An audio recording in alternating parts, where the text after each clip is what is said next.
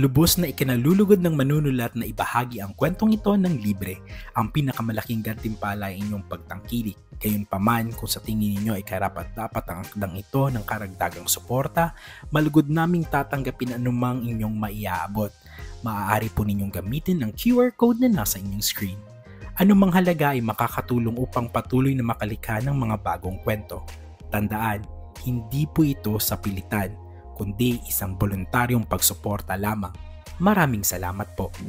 Kung na-enjoy nyo ang kwento sa channel na ito, i-click mo na yung subscribe button sa baba at para sure na hindi ka maiwan, i-on mo na rin ang notification bell para ikaw ang unang makakita sa bagong upload namin. Ang nilalaman ng akdang ito ay buong-buong katang-isip lamang. Lahat ng pangalan ng tauhan, mga lugar at pangyayaring inilarawan ay mula sa malikhaing imahinasyon ng manunulat. Kung mayroon mang pagkakahawig sa mga pangalan ng tao, lugar o insidente sa tunay na buhay, buhay man o yumao, ito ay hindi intentional at isa lamang purong nagkataon.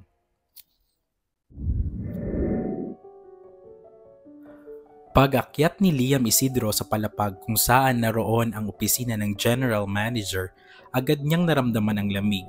Kinatok niya ang glass door ng opisina at pinagbuksan ng secretary ni Axel, isang babaeng mabait at may palangiting mata na nagbigay ng genuine na pagbati kay Liam. "Pasok ka na," mahina at malumanay na sabi ng secretary na tila alam na ang kaba ni Liam. "Huwag kang kabahan, okay? Good luck." Ang kabaitan ng secretary bahagyang nagpagaan sa pakiramdam ni Liam bago siya pumasok. Nakita niyang nakaupo na si Axel sa kanyang malaking mesa. Tiningnan siya ng general manager at ang kanyang mga matay na natiling walang emosyon. "Umupo ka, Mr. Isidro," sabi ni Axel. Umupo si Liam sa silya sa harap ng mesa ni Axel. Sa labas ng pinto, ang secretary tahimik na bumalik sa kanyang trabaho, kalmado at masaya na hindi man lang nagpakita ng pagtataka sa anumang gagawin ni Axel. Tumingin ang general manager at sa kanyang mukha walang makita kundi ang pagiging seryoso. "Kumusta ang unang araw mo, Mr. Isidro?" tanong ni Axel. Ang boses ay parang recorder na walang volume or pitch. Sumagot si Liam, sinubukan niyang maging professional kahit ang kaba ay naroon. "Ayos naman po, sir. Marami po akong natutunan. Mabilis po akong matuto, sir," gaya ng sabi ko. "Talaga?" tugon ni Axel, na parang hindi siya kumbinsido. "Kung mabilis kang matuto, bakit may kunot ang uniform mo? Hindi ba yan ang first rule ng hospitality? Perfect presentation?" "Nako sir, sorry po talaga," mabilis na sabi ni Liam na handa na sanang magpaliwanag. "Patawad po sir, hindi na po mauulit. I will make sure na," ngunit pinutol iyon ni Axel. "Anong oras ang break mo, Mr. Isidro?" Biglang natigilan si Liam. Hindi niya inaasahan ang paglipat ng topic na iyon. Napanganga siya ng bahagya. Ang kayang kalog na isip ay biglang nag-loading. "Po? Ang lunch break mo?" muling tanong ni Axel. Kalmado na parang nagtatanong lamang ng revenue report. "Gusto mo bang sabayan ako mag-lunch?" Ang tanong ay tumama kay Liam na parang isang malamig na ice cube. Hindi siya makapagsalita. Nawala din yung pagiging kalog niya. Si Axel na kinakatakutan ng lahat, ang lalaking hindi marunong ngumiti ay nag-iimbita sa kanya. Wala man lang nagbago sa ekspresyon ni Axel, para siya nag-aalok lamang ng tubig. "Sir?" Sa wakas ay nasabi ni Liam, ang boses ay garalgal. "Yes or no, Mr. Isidro? Wala akong oras para maghintay," kalmadong sabi ni Axel. "Opo sir," sagot ni Liam, mabilis at tuwid. "Ang lunch break ko po ay 1 PM po, ngunit 1 oras lang po iyon." Tiningnan ni Axel si Liam. "Kung gayon, 1 PM tayo magla-lunch out. At Mr. Isidro, pagkatapos ng lunch break mo, hindi ka na babalik sa front desk." Nagulat si Liam. "Po? Pero sir, bakit po? Sinisanti na ba ako?" Hindi sinagot iyon ni Axel. Kinuha niya ang telepono sa kanyang mesa at tinawagan ang secretary na nasa labas lamang. "Miss Reyes," walang emosyong utos ni Axel. "Tawagan mo ang HR, sabihin mo paid leave si Mr. Isidro para sa natitirang shift niya sa ngayong araw. Maaari ka nang umalis. 1 PM, don't forget," sabi ni Axel. "Masusunod po sir," tuwang-tuwang sagot ni Liam sabay tayo at nagbigay ng quick salute bago nagmadaling lumabas ng opisina. Naiwan si Axel na hindi mawari bakit parang may nakakaiba kay Liam. Eksaktong 1:00 ng hapon, nagbago ang ambience ng lobby. Dumating si Axel Villa. Diretso siyang naglakad patungo kay Liam. Ang lahat ng staff ay nagpipigil ng hininga. Ang tila slow motion na paglalakad ni Axel ay nagparamdam na may malaking pangyayaring magaganap. Lumapit si Axel kay Liam, walang anumang emosyon. Mr. Isidro, kalmado at malalim na wika ni Axel. Tara na. Hindi nagbigay ng pagkakataon si Axel na sumagot si Liam. Tumingin si Axel sa kabuuan ng front desk, isang tingin na nagpatahimik sa lahat. Pagkatapos, tumalikod siya at nag-umpisa ng maglakad patungo sa pangunahing exit. Masusunod po sir, sagot ni Liam at agad na sumunod sa likuran ni Axel. Ang lahat ng staff ay nanatiling tahimik, pero ang pagtataka ay malalim at matindi sa kanilang mga isip. Pagdating sa isang Michelin-starred na French restaurant sa kainan sa top floor na kalapit na gusali, si Liam Isidro ay nabalutan ng kaba. Ang lugar ay tahimik, may malumanay na tugtog ng musika at ang waiter ay gumagalaw na parang multo. Ang amoy ay mabango at hindi pamilyar at ang bawat kubyerto sa mesa ay may sariling tamang pwesto. Umupo si Liam sa harap ni Axel. Ito ay perpektong nakaupo. Ang ganda naman po dito sir, bulong ni Liam at agad nag-adjust ng boses. Parang museum po, bawal huminga ng malakas. Hindi sumagot si Axel. Tiningnan niya ang menu na tila nagre-review ng isang contract. Ibinigay naman kay Liam ang menu na puno ng salitang Pranses. Pumili ka Mr. Isidro kahit ano, utos ni Axel. Ang boses ay kalmado. Tiningnan ni Liam ang menu. Ang mga pangalan ng pagkain ay parang isang inkantasyon. Wala man lang siopaw o pansit canton. Nakaramdam si Liam ng takot na baka mapahiya siya. Sir, bulong ni Liam, sinusubukang magpasigla. Alam niyo po, baka mali ang pagbigkas ko. Mamaya, pala na palang no-order ko. Order ka, sagot ni Axel, walang amusement. Huwag kang mag-aalala sa pagbigkas. Sabihin mo lang gusto mo, magdesisyon ka. Nag-isip si Liam. Sige po sir, ito na lang po, sabi ni Liam, turo ng isang linya sa menu. Le filet de bœuf? Sir, ang bœuf ba ay baka? Gusto ko sana yung lutong-luto sir, tapos may extra rice. Biglang napakunot ang noo ni Axel. Ang waiter na nakatayo ng tahimik ay tila nagpipigil ng tawa. Mr. Isidro, mariing sabi ni Axel, habang nag-aayos ng kanyang cufflink. Ito ay French cuisine. Isa pa, hindi masarap ang baka kung overcooked. I recommend medium rare. Ay, sorry po sir. Mabilis na sabi ni Liam pero hindi nawala ang ngiti sa kanyang mga mata. Sige po, medium rare na lang po para katanggap-tanggap.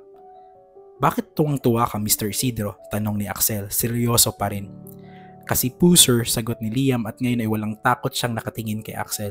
Kanina, pinagalitan niyo ako sa kunot kong uniform. Ngayon, nakaupo ako kasama ang boss ng Hotel de Viga sa isang restaurant na mas mahal pa sa sinasahod ko ng buong buwan. First time ko kaya kumain ng mamahalin. Wala to sa amin eh. Tumingin lang si Axel at hindi kumibo. Nang dumating ang pagkain ni Axel, isang maliit na peraso ng pagkain inayos at tiningnan iyon ni Liam na para pang isang art exhibit. Sir, 10 peraso lang po yan. Baka kulangin kayo. Sa Lucky Dragon, ang fried rice namin pang family size na eh. Sa pagkakataong ito, naramdaman ni Axel ang kiliti sa kanyang dibdib. Hindi tawa, kundi isang pagkaaliw na ngayon lang niya naramdaman. Dumating na din ang pagkain ni Liam. Kumain ka na, utos ni Axel na ngayon ay mas malamig pa sa karaniwan. Sinusubukan niyang itago ang kakaibang reaksyon na dulot ni Liam. Dumaan ang mga araw, unti-unting nawawala ang kuryosidad ng staff sa hotel patungkol sa lunch out ng amo at ni Liam. Ang buhay sa hotel ay nagbalik sa karaniwan nitong ganap. Nagpatuloy si Liam sa pagtatrabaho bilang receptionist. Ang kanyang uniforme ay laging planchadong-planchado. Sa tuwing darating si Axel, tumatahimik ang mga staff at sinusubukang maging maayos sa harap ng may-ari. Nagbibigay pa nito ng malaking takot sa lahat ng empleyado. Hindi nagsasalita, hindi ngumingiti at lalong-lalo na hindi na nililingon si Liam. Hindi na din nasundan ang lunch out. Hindi naman umaase si Liam kasi alam naman niya na isa lang siyang empleyado. Sa tuwing dadaan si Axel sa front desk, tinitiyak ni Liam na perpekto ang kanyang tindig. Nagkaroon na din si Liam ng bagong kaibigan. Ito ay isa pang receptionist na ka-shift niya. Ngunit ang pagkakaibigan na yon ay may limitasyon. Ayaw na niyang mangyari ang nangyari sa huling trabaho niya. Nag-resign na din kasi yung mga kaibigan niyang maintenance na nagtatrabaho sa hotel na naikwento niya sa matalik niyang kaibigan na si Reyna.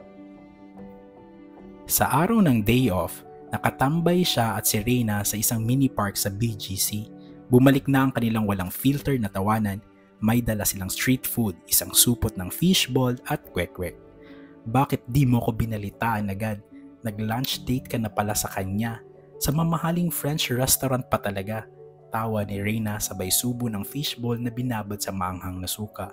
Baliw, hindi date yon, meeting yon tungkol sa kunot na uniform. Depensa ni Liam, umiiling-iling. Meeting sa ganung kamahal na restaurant? Alam mo ba ang restaurant na iyon? Presyo pa lang nakakabingi na. Tapos ikaw, first day mo, invited agad? Tell me everything. Huwag kang magtitira ng detalye. Utos ni Reyna tila isang talk show host na naghahanap ng scoop. Kwento ni Liam ang lahat, ang paghawak ni Axel sa balikat niya, ang walang emosyon na imbitasyon at ang nakahiya na lunch kung saan pinagalitan siya dahil sa pag-order ng extra rice at well done na baka. Nang matapos si Liam, tawang-tawa si Reyna na pahawak pa ito sa tiyan. Hala, himatayin ako. Ganyan ba talaga ang standards ng mayayaman? Pati ba ang luto kailangang perfect? Oo, at walang extra rice. Imagine mo, 1 oras ako nagmukhang tanga dahil lang sa baka, reklamo ni Liam habang kumukuha ng kwek-kwek. Tapos ang weird, bakit niya ako iniimbita kung naiinis lang naman siya sa akin? Biglang umayos ng upo si Reyna, naglalabas ng kanyang pilosopo mode. Alam mo Liam, may theories ako. First theory, gusto kanyang i-turn sa katanggap-tanggap na tao. Ikaw ang Project Defrost niya. Second theory, ang lonely niya, sabi mo parang museum ang opisina, di ba? Baka naghahanap lang ng kalug na vibe na sterile sa buhay niya. Ikaw ang fishball sa caviar niya. Hala, grabe, sa tuwing dadaan nga siya, ramdam ko ang lamig. Baka biglang sabihin niya, wala na akong trabaho.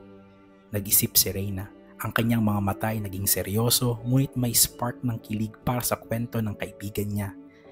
Liam, pakinggan mo ko. Ang isang Axel Viga ay hindi lang mag-aaksaya ng oras para imbitahin ka at bayaran ka ng buong araw para lang tanggalin ka sa trabaho. Ang totoo niyan, na-intriga siya sa'yo. Ikaw ang kuskus balungo sa perpektong mundo niya at iyon ang simula lahat ng kwentong pag-iibigan ninyo. Kinilig naman si Liam sa sinabi ng kaibigan at napuno ng tawanan ang parke. Ilang araw matapos ang masayang tagpo ni Liam at Reyna sa park, nagpaalam si Liam na umuwi sandalis ng probinsya. Ang dahilan, nalalapit na ang fiesta ng bayan nila. Ito ay isang tradisyon hindi pwedeng palampasin, isang pagkakataon upang makasama ulit ang kanyang pamilya. Namimiss na din kasi niya ang kanyang mga magulang at 2 kapatid. Tahimik na lumapit si Liam sa human resource ng hotel at humiling ng 1 linggong leave of absence. Wala namang major na event sa hotel kaya mabilis itong naaprubahan ng HR na sinigurado ang staff coverage. Ang kanyang leave ay magsisimula sa makalawa. Sabado na, ginugol ni Liam Isidro ang umaga sa pamimili ng mga pasalubong sa isang malaking grocery store bilang paghahanda ng kanyang leave at pag-uwi sa fiesta ng bayan. Dahil minsan lang umuwi, talagang dinagdagan niya ang kanyang binili. Ang mga pasalubong niya nakasalansan sa 3 malalaking karton at simbolo ng kanyang pagmamahal sa kanyang pamilya. Ngayon, nasa labas na siya ng store sa gilid ng bangketa. Kailangan niya mag-abang ng jeep pauwi sa kanyang boarding house upang kunin ang maleta at iba pa niyang gamit at tuluyan ng magtungo sa bus terminal. Pinagpapawisan na si Liam, ang kanyang hininga ay malakas dahil sa bigat ng mga karaton. Konting tiis na lang Liam, uuwi ka na, bulong niya sa sarili. Ngunit habang abala siya sa pag-aabang ng jeep, isang itim at napakagarang SUV ang marahang huminto sa kanyang harapan. Dahan-dahang nagbukas ang tinted na bintana sa driver's side. Sir Axel, bulalas ni Liam, hindi makapaniwala. Si Axel Viga ang nagmamaneho, nakasuot ng dark jacket at casual na damit, ngunit ang kanyang tindig ay kasing lamig pa rin ng kanyang opisina. Nagkataon lang na napadaan si Axel sa lugar na iyon. Tinitigan ni Axel ang pawis na noo ni Liam at ang 3 karton ng mga pasalubong. Mr. Isidro, kalmado at malalim na sabi ni Axel na parang nagbabasa ng ulat. Ano ang ginagawa mo? Nawala ang kaba ni Liam at pinalitan ito ng pagtataka.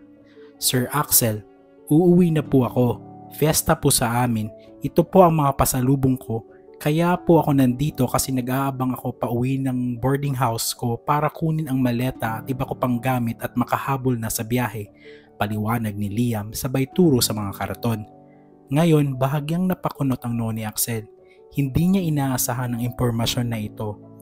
Uuwi ka? Tanong ni Axel. Ang boses ay tila may displeasure. May leave ka? Bakit hindi mo ako sinabihan? Biglang natigilan si Liam. Naramdaman niya ang malamig na tingin ni Axel. Hindi po ba sa HR lang dapat magpaalam? Tanong ni Liam. Tinitigan lang ni Axel si Liam. Hindi niya sinagot iyon. Ihahatid kita sa boarding house mo, tugon ni Axel. Biglang natigilan si Liam. Ihahatid ng isang Axel Viga sa kanyang mamahaling sasakyan? Sambit ni Liam sa isip niya. Sir, pero tiningnan ni Liam ang 3 karton. Ang dami po nito sir, tsaka baka marumihan po ang kotse ninyo. Sa pagkakataong ito, hindi na sumagot si Axel. Diretsyong bumaba siya sa SUV at hindi man lang nagbago ang ekspresyon ng kanyang muka. Si Axel na bihirang gumalaw maliban sa opisina ay lumapit sa mga karton. Sinimulan na niyang buhatin ang mga ito para isakay sa SUV niya. Agad na tumulong si Liam. Sir, ako na po, ang bigat po nito. Ngunit binaliwala ni Axel si Liam. Walang kahirap-hirap, inangat ni Axel ang 2 karton ng sabay at tahimik na binuksan ang trunk ng SUV. Tiningnan niya si Liam, naghihintay. Mabilis namang iniligay ni Liam ang huling karton sa trunk. Sa wakas, tumingin si Axel kay Liam, ang kanyang mata ay parang nagmamadali. Ngayon pumasok ka, I don't have the whole day, utos ni Axel kay Liam. Hindi nagtagal ang biyahe. Tahimik na itinuro ni Liam ang daan kaya madaling nakarating sila kung saan ang boarding house. Ngunit habang lumalalim sila sa makipot na lugar, lalong lumalaki ang hiya ni Liam. Ang malapad at makintab na SUV ni Axel ay tila isang dayuhan na sasakyan sa maingay at abalang eskinita. Dito na po Sir Axel, mahinang sabi ni Liam at huminto ang sasakyan sa tapat ng isang gate. Ang mga tao ay pinagtitinginan ang sasakyan kasi napakagara nito at hindi nababagay sa lugar na iyon. Walang imik na tiningnan ni Axel ang lugar. Ang kanyang mga mata ay nanatiling blanko at walang emosyon. Mabilis na bumaba si Liam at nagbukas ng trunk upang kunin ang 3 karton ng pasalubong. Ngunit bago pa niya makuha ang mga karton, bumaba si Axel mula sa driver's seat na may lamig na tingin. Agad niyang pinigilan si Liam sa pagkuha ng mga karton. Huwag mong galawin yan, Liam, utos ni Axel. Ang boses ay kalmado ngunit may kapangyarihan. Po? Sir, kukunin ko na po. Maraming salamat po sa paghatid. Naguguluhang sabi ni Liam at lalo na unang beses tawagin siyang Liam ni Axel. Tiningnan ni Axel si Liam. Kunin mo ang mga maleta at iba mo pang mga gamit sa boarding house. Ihahatid kita sa terminal. Biglang natigilan si Liam. Ihahatid sa terminal? Mabilis siyang umiling. Nako sir, huwag na po. Sobra-sobra na po ang tulong niyo. Mag-jeep na lang po ako. Hindi niyo po ako kailangang ihatid. Mabilis na tanggi ni Liam. Tumingin si Axel kay Liam. Ang kanyang mata ay naging mas seryoso at mas malamig pa sa dati. Hindi ko to alok, Liam. Mariing sabi ni Axel. Ito ay utos. Kunin mo yung gamit. Again, I don't have the whole day. Chop chop. Dahil sa utos, mabilis na sumunod si Liam. Pumasok siya sa boarding house upang kunin ang maleta at backpack. Nang lumabas siya, gulat pa din siya kasi tinulungan siya ni Axel na isakay ang mga ito sa likuran ng SUV. Hindi na nagtanong pa si Liam, tahimik siyang sumakay ulit. Pagkahatid ni Axel kay Liam sa bus terminal, nagmamadaling kumuha si Liam ng tiket at sumakay sa bus na may biyaheng direkta sa kanilang probinsya. Mabilis niyang inasikaso ang kanyang maleta at 3 karton na ngayon ay maingat nang nakalagay sa running board ng bus. Nakaupo na si Liam sa may bintana ng bus, nakangiti ng malapad at kaway ng kaway kay Axel. Salamat po ulit Sir Axel, ingat po kayo, sigaw ni Liam kahit nakasarado ang bintana.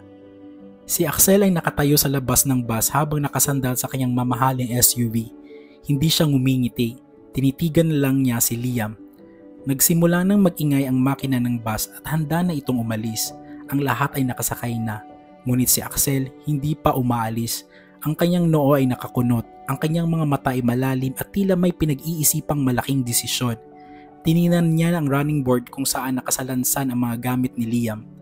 Biglang umiling si Axel. Ang desisyon ay nabuo. Naglakad si Axel patungo sa bus. Diretso siyang umakyat sa bus. Ang mga pasahero ay nagtinginan sa napakakisig na estranghero na biglang sumakay sa kanilang provincial bus. "Excuse me," mariing sabi ni Axel habang naglalakad sa gitna ng aisle. Nang makita ni Liam si Axel na naglalakad papunta sa kanya, nanlaki ang kanyang mga mata.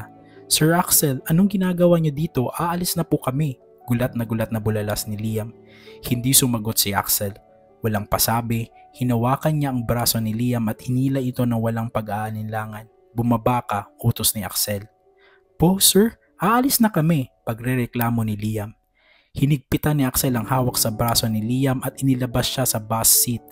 Ang tensyon sa paghila ay nagmukhang personal at mapusok, para bang hinihila ng isang kasintahan ang kanyang minamahal. "Wala akong pakialam sa oras, bumaba ka, ngayon ako ang maghahatid sa iyo."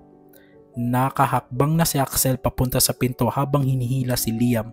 Pagkababa niya sa bus, bumaling si Axel sa konduktor na nakatayo malapit sa pinto, seryoso at walang pagbabago ang mukha. "Conductor," utos ni Axel.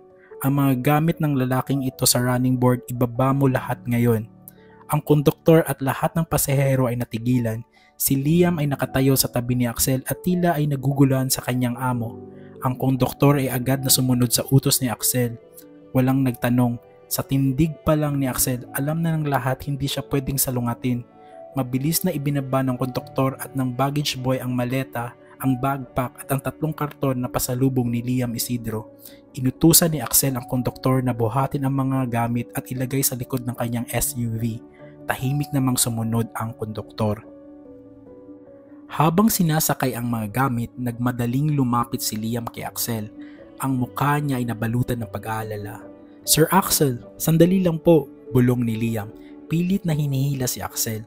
6 na oras po ang biyahe sa amin. Gagabihin po kayo, baka masira po ang schedule nyo. Pabayaan nyo na lang po ako magbus. Seryosong tiningnan lang ni Axel si Liam. Hindi siya umimik. Ang kanyang mga mata ay nanatiling nakatingin sa trunk ng SUV, sinusuri kung maayos na nailagay ang mga karton. "Sir," pilit ni Liam, "baka po may emergency meeting kayo. Baka po may bisita kayo. Malaking abala po ito." Nang maisara ang trunk, bumaling si Axel kay Liam. Ang kanyang ekspresyon ay nanatiling hindi nagbabago. Walang galit, walang ngiti, kundi purong determinasyon. Hindi na umimik si Axel. Marahan niyang hinawakan si Liam sa balikat at iginiya ito papunta sa passenger side ng SUV. "Sakay," mariing utos ni Axel. Ang boses ay kalmado ngunit nag-iwan ng walang puwang para sa pagtanggi. Sumunod si Liam. Wala siyang nagawa. Pumasok si Axel sa driver's side. Tinanong si Liam kung saan ang probinsya nila. Sinabi naman ni Liam iyon at pinagana ni Axel ang maps ng sasakyan para ituro ang daan.